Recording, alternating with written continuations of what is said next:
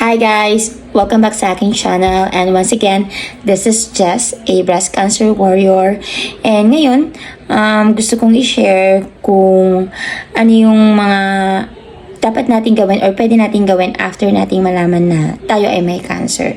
So disclaimer lang po, itong i-share ko is based sa aking experience at aking opinion na din. So, nung time na nalaman ko na ako ay may cancer, of course, napakabigat sa pakiramdam. And nung una, mga 5% lang yung nakakaalam. Hindi ko muna sinabi sa lahat. Kasi gusto ko ng mapayapang pag-iisip, ganyan. Pero sumali ako sa group ng mga breast cancer warrior. Group sa Facebook, nakakatulong siya kasi nagkakaroon ka ng idea. At first, naguguluhan ako sa mga sinasabi silang oncologies, ganyan. So, wala akong idea kung ano yung oncologies nung una. Tapos, medyo kulang yung time kong mag-search kasi nga, di ba, nag-working nga ako nun. So, ngayon, na-explain ko sa inyo yung dalawang doktor na pinag-consult ko, which is surgeon tsaka oncologist. After mo malaman na may cancer ka, pwede kang magpa-check sa surgeon or sa oncologist. Actually, i-refer ka naman ng kung kanino ka initially nagpa-check up. Like sa akin, sa OB ako initially nagpa-check up. Tapos nung lumabas yung aking ultrasound result, ni-refer niya ako sa isang surgeon. Then, after niya ako i-refer sa isang surgeon, nag-second opinion muna ako. Kasi syempre nag-arap ako saan ako makakamura.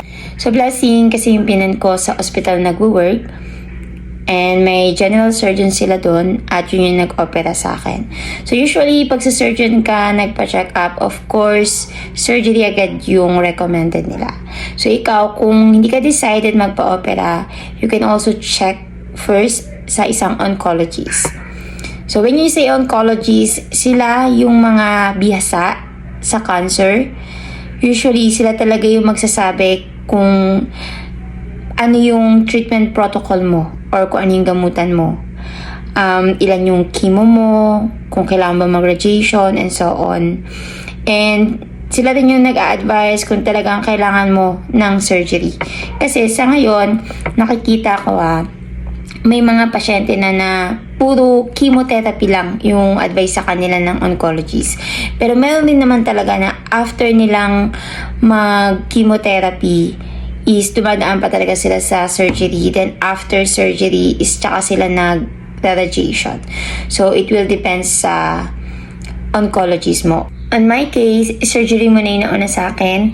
Then, ni-refer ako ng surgeon ko sa isang oncologist. Then, based on my oncologist, 1 year gamutan daw ako. First, chemo muna. Then, after that is radiation. Buo na yung loob ko magpa-chemo and may schedule na nga ako this Friday, August 29, 2025. Kaso, medyo kinakabahan lang ako kasi nga merong mga side effect like yung mahirapan sa paghinga, tapos yung maraming sakit-sakit na mararamdaman. May nag-reach out sa akin na dati kong katrabaho na baka gusto ko daw muna i-try yung product nila bago ako magpa-chemo.